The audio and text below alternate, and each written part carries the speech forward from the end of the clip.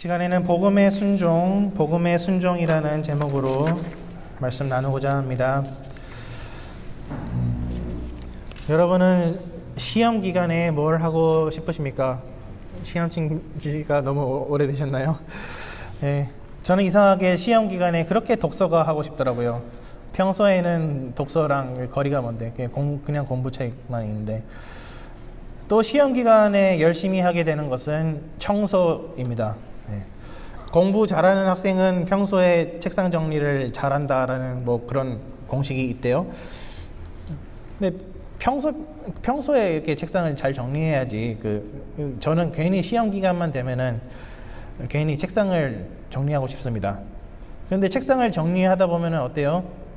온 집안에 더러운 게 다 보이기 시작하고 온 집안을 다 청소해야지 직성이 풀립니다. 학생이 공부를 해야 되는데 집 청소를 하고 있는 것이죠. 공부 못하는 사람의 전형적인 레파토리입니다. 학생은 그런데 공부를 잘해야지 나머지 것들은 못해도 됩니다. 사회생활에서 제일 중요한 건 뭘까요? 참 저한테 약한 부분인데요. 그래서 저는 맨날 아내에게 자문을 구하는데요. 아내가 그러더라고요. 어르신들에게 인사만 해도 절반은 성공한 것이다. 좀 행동이 이기적이고 못된 사람이라고 할지라도 어르신들에게 인사를 꾸벅꾸벅 잘 하고 다니면 어르신들은 쟤 참 괜찮은 애야 라고 하는 반면에, 아무리 성실하고 자기 할 일을 잘 한다고 하더라도 인사를 안 하고 쌩하고 지나가면은 참 예의가 없고 자기만 아는 사람이구나 라는 평가를 받게 된다고 합니다. 우리가 살면서 해야 되는 일들에는 포인트들이 있습니다. 이 포인트를 잘 잡으면은 인생을 사는 것이 쉬워지고, 잘 못 잡으면은 어려워지는 것 같습니다. 오늘 성경 말씀에서는 사람이 살아가는 데 있어서 단 한 가지의 순종만 필요하다라고 합니다. 그리고 그것은 바로 복음의 순종이라고 합니다. 사람이 마음으로 믿어 입술로 예수를 주로 고백하는 이 한 가지의 순종만 있으면 된다 합니다. 그런데 문제는 우리가 이 한 가지를 지키지 않는다는 점에 있습니다. 그리고 유대인들이 바로 그러한 사람들이었습니다. 9장 31절에는 이렇게 되어 있습니다. 의의 법을 따라간 이스라엘은 율법에 이르지 못하였으니, 이어서 32절, 어찌 그러하냐? 이는 그들이 믿음을 의지하지 않고 행위를 의지함이라 라고 되어 있습니다. 그리고 이어서 10장 2절에는 그들이 하나님께 열심히 있으나 올바른 지식을 따른 것이 아니니라 라고 되어 있고, 하나님의 의를 모르고 자기 의를 세우려고 힘써 하나님의 의에 복종하지 아니하였느니라 라고 되어 있습니다. 우리가 로마서를 통해서 계속해서 배우는 것은 복음에는 율법 외에 또 다른 하나님의 의가 있다. 율법 외에 또 다른 하나님의 의가 있다라고 하는 것입니다. 그러니까 하나님의 의에 복종하지 않았다라고 하는 것은 율법에 복종하지 않았다라는 말이 아니라 복음에 복종하지 않았다라고 하는 그런 이야기인 것이죠. 사람은 자기의 행위를 통해서는 절대로 의로워질 수 없습니다. 이어서 4절에서 예수님은 모든 믿는 사람들에게 의를 이루시기 위해서 율법의 마침이 되셨다라고 되어 있는데, 여기서 마침이라는 단어는 끝 혹은 끝장이라는 뜻입니다. 예수님은 자기의 행위를 의지하는 모든 사람들에게 걸림돌이 되십니다. 율법을 의지하는 자의 끝은 십자가 죽음밖에 없다는 말입니다. 부끄러움을 당할 수밖에 없습니다. 그렇지만 예수님을 믿는 사람들은 결단코 부끄러움을 당하지 않으리라고 말씀하십니다. 사도 바울은 구약의 이스라엘도 복음을 알고 있었다라고 주장을 합니다. 구약 백성들도 율법과 복음의 구분을 알고 있었다라는 말입니다. 5절에서 말씀합니다. 모세가 기록하되 율법으로 말미암는 의를 행하는 사람은 그 의로 살리라 하였거니와 라고 되어 있는데, 여기서 사도 바울은 레위기 18장 5절의 말씀을 인용하고 있습니다. 그래서 레위기 18장 5절은 대표적으로 행위 언약을 뜻하는 구절입니다. 행위 언약. 이렇게 되겠습니다. 너희는 내 규례와 법도를 지키라. 사람이 이를 행하면 그로 말미암아 살리라 라고 되어 있습니다. 사람이 이를 행하면 그로 말미암아 살리라. 율법을 다 지키면 구원을 얻게 되는 행위 구원, 행위 언약을 뜻하는 것입니다. 그런데 이어서 로마서 10장 6절에서 8절에서는 신명기 30장 12절에서 14절을 인용합니다. 이제 신명기라고 하는 것은 모세가 모압 광야에서 이스라엘 백성에게 마지막으로 하는 설교이지 않습니까? 그런데 거기서 모세가 하는 말씀이 참 특이합니다. 율법을 지키는 게 뭐가 어려운 거냐? 쉬운 거다라고 말씀하고 있습니다. 신명기 30장 11절입니다. 내가 오늘 내게 명령한 이 명령은 너에게 어려운 것도 아니요 먼 것도 아니라. 너에게 어려운 것도 아니요 먼 것도 아니라. 무슨 하늘 높은 데에 올라가서 가져온 명령도 아니요 무슨 바다 깊은 곳에서 건져낸 명령도 아니되 오직 우리의 입술과 우리의 마음에 있는 하나님의 말씀을 지키면 된다라고 모세가 이야기하고 있습니다. 여러분 밥 아저씨를 아시나요? 참 쉽죠라고 얘기하죠. 붓을 들고 그 유화 캔버스에 몇 번 톡톡톡 치면은 나무가 되고 몇 번 톡톡톡 치면은 산이 됩니다. 그러면서 참 쉽다라고 얘기를 합니다. 그걸 보고 있는 일반인들은 아니 저게 어떻게 쉽지? 라는 생각이 듭니다. 여기서 모세가 얘기하는 것이 그런 것인가요? 모세는 굉장히 율법을 잘 지키는 사람이기 때문에 당연히 모세한테는 쉽지만 우리한테는 어려운 것인가요? 그러나 사도 바울은 그게 아니라고 얘기를 하고 있는 것입니다. 만약에 모세가 구약의 모든 율법을 다 지키는 것을 염두에 둔 말이었다면 그것들은 아주 지키기 어려운 계명이었을 것입니다. 하지만 모세는 지키기 쉬운 계명이 있다라고 얘기하고 있는 것입니다. 그리고 그 계명은 우리의 마음에 있고 우리의 입술에 있다라고 얘기를 합니다. 그런데요, 선지자 예레미야도 이전 율법은 돌판에 새겼는데 새 언약은 너희 마음판에 새겨질 것이다 라고 얘기를 하잖아요. 그런데 모세도 여기서 지키기 쉬운, 순종하기 쉬운 이 말씀은 돌판이 아니라 너희 마음에 있다 라고 얘기를 하는 겁니다. 그러니까 옛 언약이 아니라 새 언약, 복음에 대해서 이야기하고 있다라는 것을 우리가 발견할 수 있는 것이죠. 그리고 10계명도 한번 생각해 보십시오. 1계명부터 제 10계명까지 쫙 읽기 이전에 거기 출애굽기 20장 시작할 때 뭐라고 얘기합니까? 나는 너를 애굽 땅 종되었던 집에서 인도하여 낸 내 하나님 여호와니라 라고 말씀하고 있습니다. 우리는 10계명 1계명부터 제 10계명까지 지키지 못할지라도 10계명의 서문만 알고 있으면 됩니다. 이스라엘 백성들은 그들이 착해가지고 구원을 받은 게 아닙니다. 그렇죠? 모세가 구원해 주겠다라고 하는데 당신이 뭔데 우리를 구원합니까? 라고 따졌잖아요. 그리고 홍해 앞바다에서 우리를 죽이려고 여기까지 끌어내셨습니까? 라고 모세를 죽이려고 이렇게 하잖아요. 그럼에도 불구하고 그렇게 거역함에도 불구하고 하나님은 이스라엘 백성들을 구원해 주십니다. 그리고 홍해 바다를 건너가게 하십니다.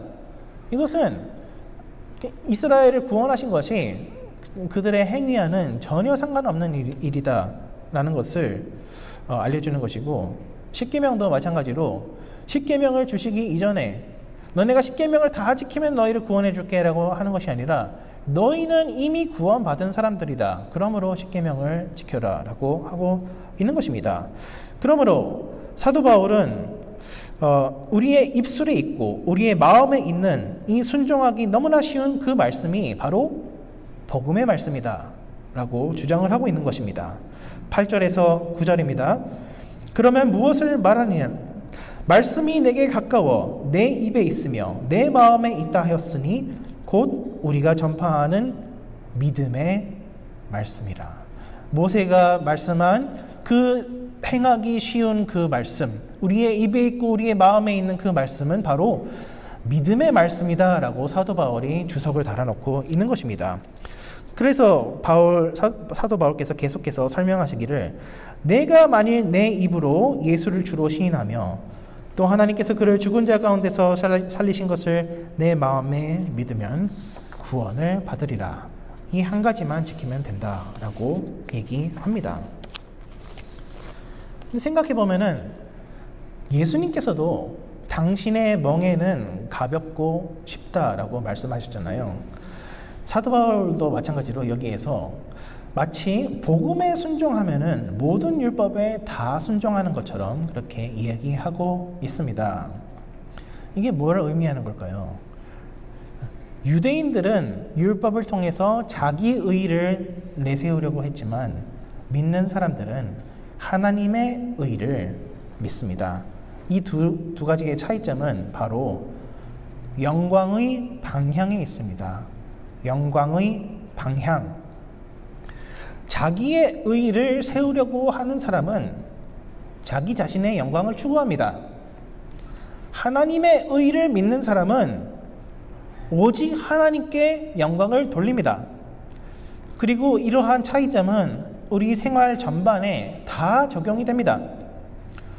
저는 대학교 3학년 때 처음으로 찬양 인도를 하게 되었습니다. 당시에 제가 다니던 대학부는 7, 8학년, 9학년들도 같이 있던 곳이라서 대선배들 앞에서 찬양 인도를 하는 게 굉장히 부담스럽더라고요.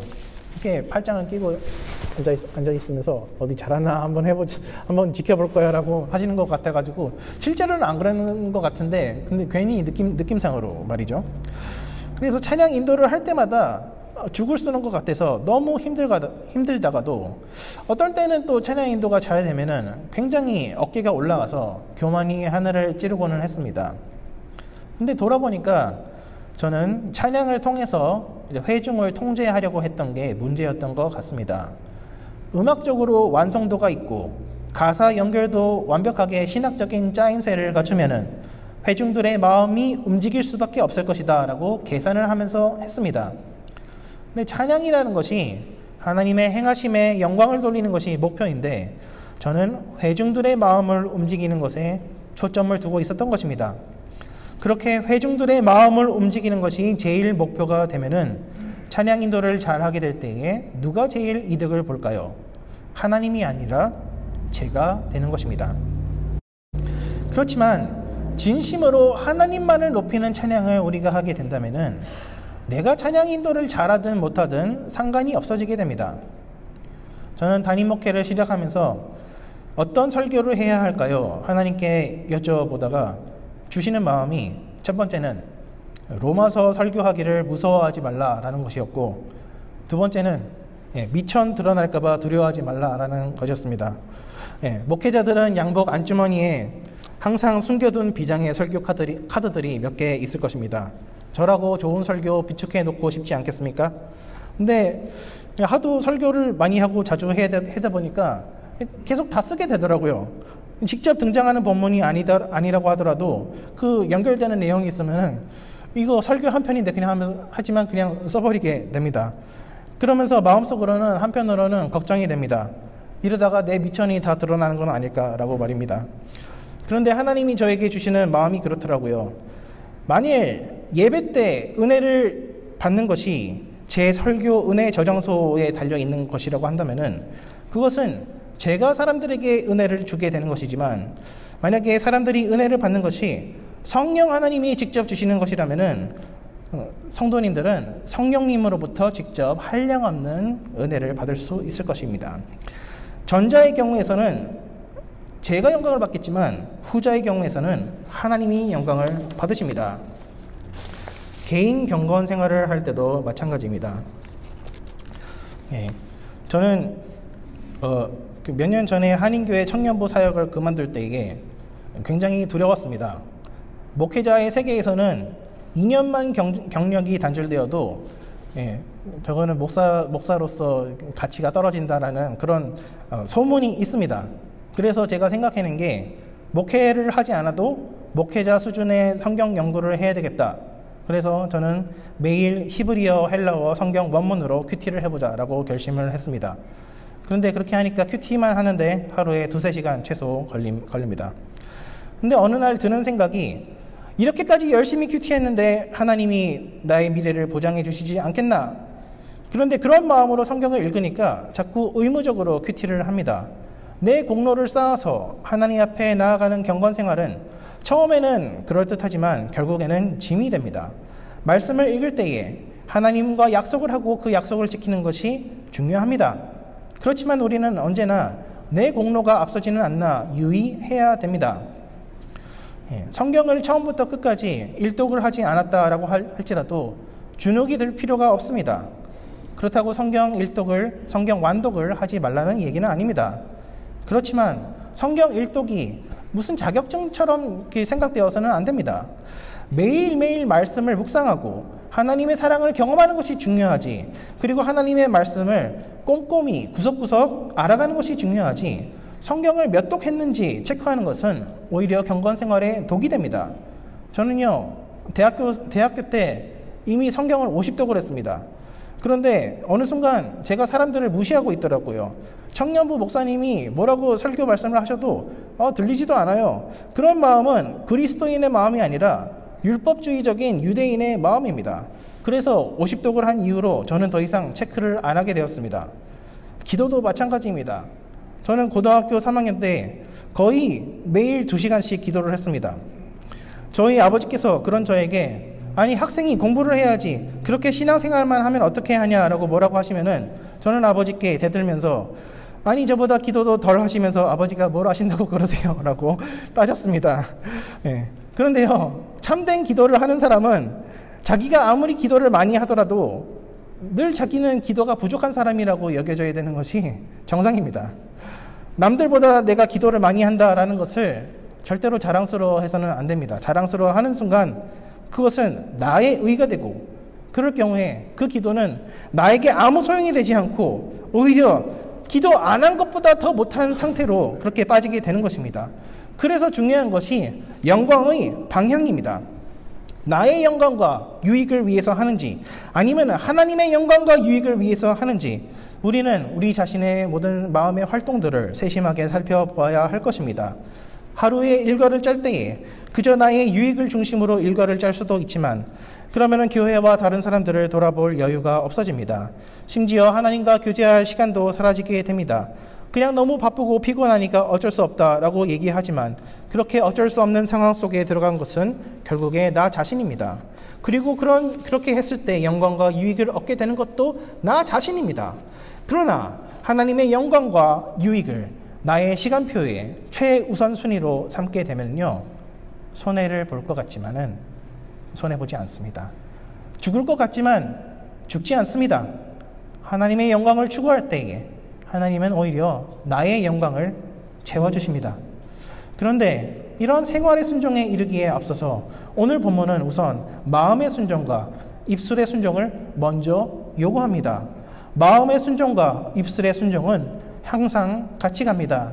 참된 믿음은 항상 자기를 낮추고 예수님을 높입니다. 우리는 흔히 건강한 자존감이 있어야 된다라고 말합니다. 자존감이 없으면 괜히 주눅이 듭니다. 그러나 자존감이 낮은 것은 자존감이 지나치게 높은 것과 똑같습니다. 건강한 자존감은 오직 예수 십자가 안에서만 주어지는 것입니다. 우리가 계속 죄를 짓다 보면요, 하나님이 나 같은 사람도 사랑하실까 의심을 하게 됩니다. 그런데요, 요한복음 3장 16절에는 뭐라고 되어 있습니까? 하나님이 세상을 사랑하사 독생자를 주셨으니. 그러니까 믿는 사람에게 독생자를 주신 거잖아요. 근데 믿는 사람에게 독생자를 주신 그 이유가 뭐라고 되어 있습니까? 하나님이 이처럼 세상을 사랑하사. 그러니까 우리 안에 예수 믿는 믿음이 있으면은 하나님이 우리를 사랑하시는 거예요? 사랑 안 하시는 거예요? 잘 모르시겠어요? 우리 안에 예수 믿는 믿음이 있으면요, 그것 자체로 하나님이 우리를 사랑하신다는 더없이 강력한 증거라고 하는 것입니다. 근데요, 우리는 너무나도 자주 그래도 하나님이 나를 안 사랑하시는 것 같아 라고 말을 하곤 하죠. 우리는 너무나 깊은 죄의 무적행 속에 파묻혀 있어서 그 어떠한 하나님 은혜라고 할지라도 나를 구원해 주지 못할 거야 라고 착각하고는 합니다. 사도 바울은 여기에 대해서 누가 무적행에 내려가겠느냐 하지 말라 라고 합니다. 그렇게 말할 때에 우리는 예수님을 지옥에서 끌어올리는 것이다 라고 합니다. 예수님은요, 잃어버린 영혼을 찾기 위해서 지옥 밑바닥까지 갔다 오셨습니다. 영어로 된 사도신경에서는 He descended to hell 이게 들어가 있어요. 그게 역사적으로 2000년 기독교 신앙 동안 계속 고백되어져 왔던 고백인데요. 이제 한국말로 번역이 되면서 예수님이 지옥에 내려가셨다는 거를 빼버린 거예요. 근데 예수님은 엘리 엘리 라마 사막다니 나의 하나님 어찌하여 나를 버리셨나이까. 하나님께 버림당하신 그 고통이, 하나님과 영적인 그 교제가 단절되는 그 고통이 바로 지옥에 내려가는 그 고통입니다. 세상에서 상상할 수 있는 가장 극심한 고통이 바로 하나님과의 교제가 단절되는 그 고통인데, 그거를 예수님께서 몸소 당하셨다라고 하는 것이죠. 그런데 왜요? 바로 지옥에 있는 영혼들을 구원하시기 위해서 나락에 떨어져 있는 도무지 건질 수 없을 것 같은 영혼들을 건져내시기 위해서 예수님께서 그 지옥 불구덩이 속에 들어가셨다라고 하는 얘기입니다. 그러므로 어떻게 이 지옥 불구덩이 속에 있는 나 같은 존재도 사랑하실까라고 의심을 하는 것은 예수님이 지옥에 갔다 오지 않으셨다라고 말하는 것과 똑같다라고 사도 바울은 말씀하고 있습니다. 또 반대로 어떤 분들은 이렇게 말씀합니다. 교만을 내려놓는 게 너무나 어렵습니다, 목사님. 한 돌을 1000만 닦아야지 깨달을 수 있을 것 같다라고 말씀하십니다. 그런데 이렇게 말씀하시는 것도 사실은 하늘에 계신 예수님을 하늘 보좌로부터 끌어내리는 것입니다. 우리가요, 우리의 힘으로 의를 이루려면은 하늘 끝까지 우리의 의를 완벽하게 차곡차곡 쌓아 나가야 합니다. 사도 바울은 말씀합니다. 누가 하늘에 올라가겠느냐 하지 말라.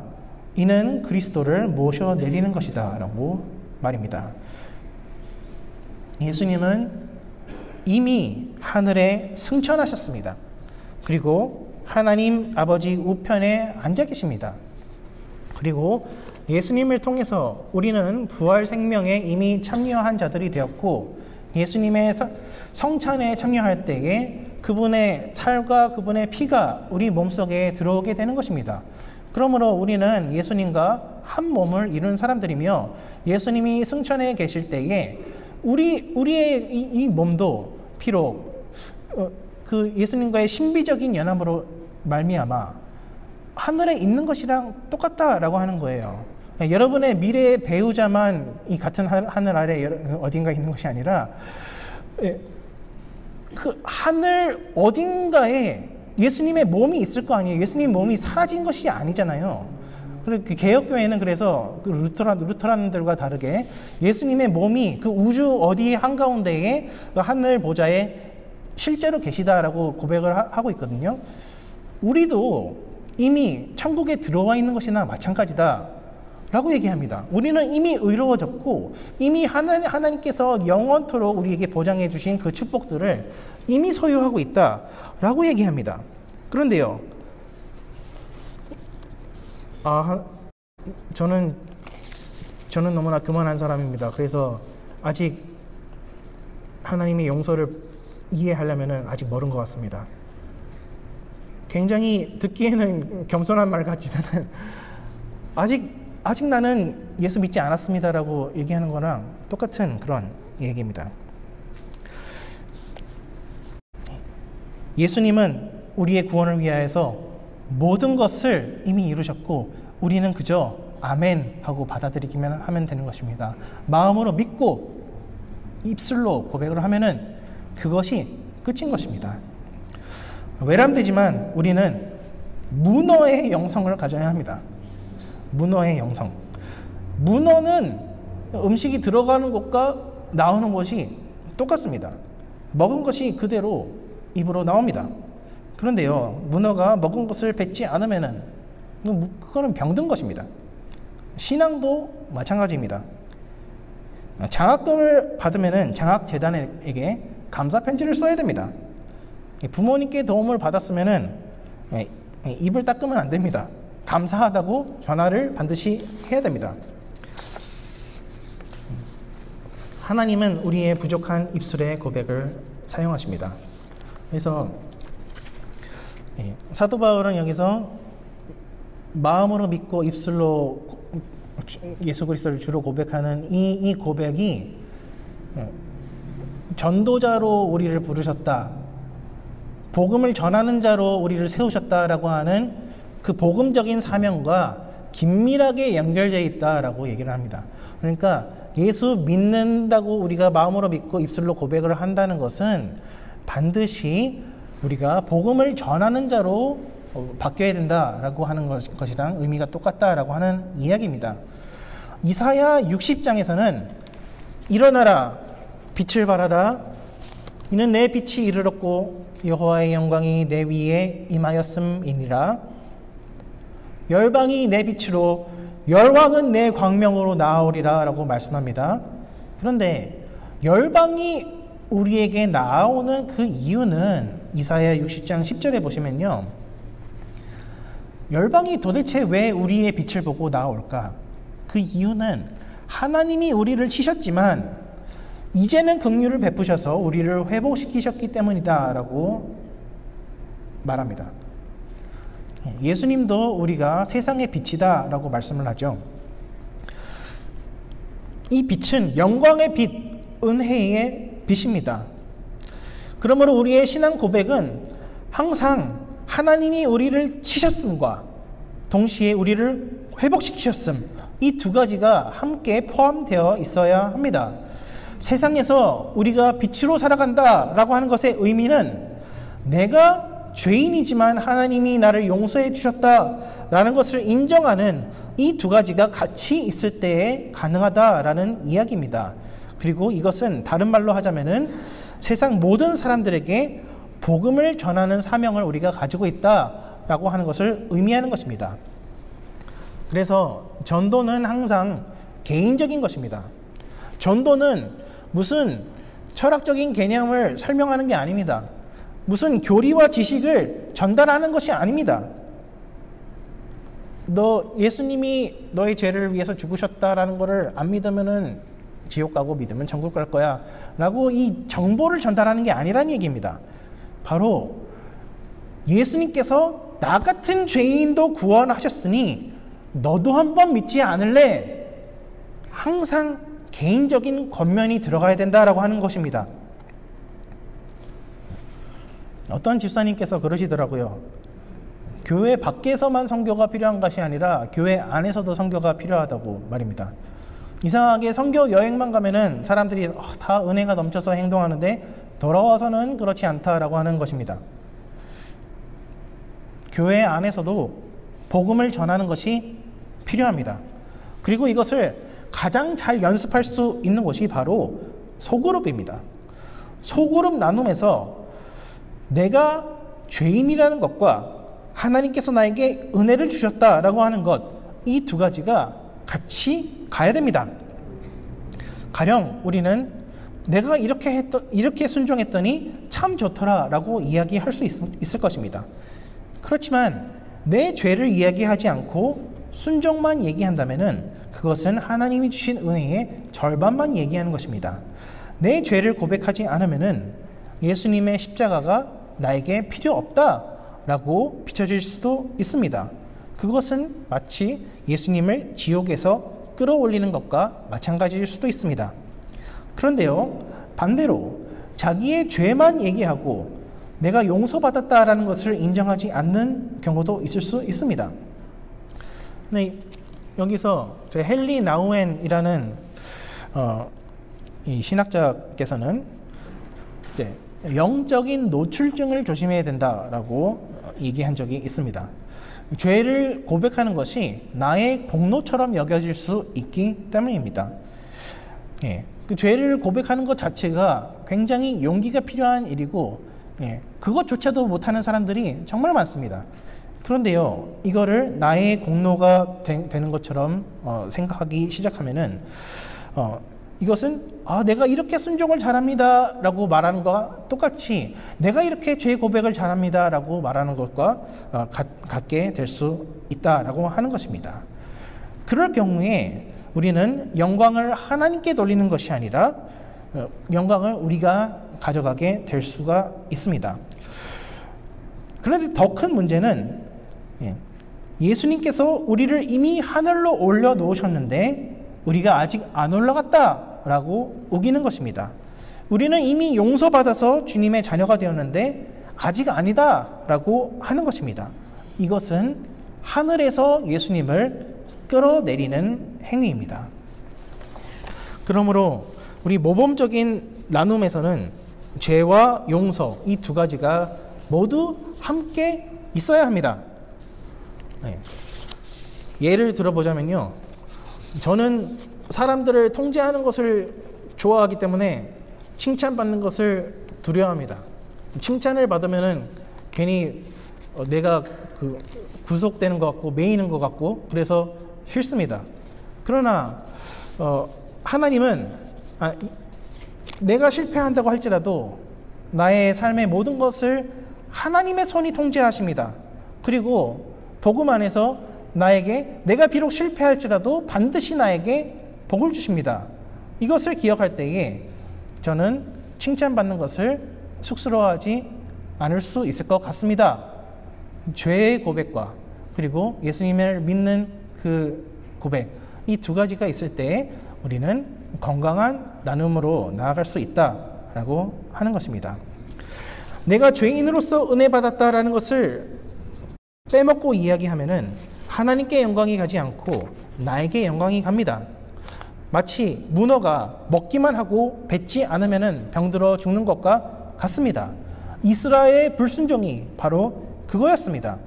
자기는 죄 안 지은 척, 자기는 율법 잘 지키는 척, 잡다한 율법 조항들은 잘 순종하지만 정작 제일 중요한 복음에는 순종하지 않습니다. 하지만 우리가 마음으로 그리고 입술로 복음에 순종할 줄을 알게 되면은 그 나머지 율법들에도 우리가 순종할 수 있게 됩니다. 나의 의를 쌓아 올리는 것이 아니라 나는 한없이 부족하지만 하나님이 나를 든든하게 지켜주심을 더욱 확신하게 됩니다. 실패해도 뒤를 봐주시는 하나님이 있으니까 우리는 마음 놓고 순종할 수 있습니다.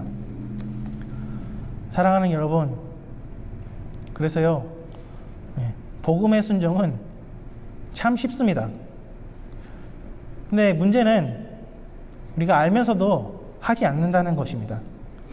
사도 바울은 유대인들이 사실 복음을 다 알면서 일부러 거부했다라고 얘기합니다.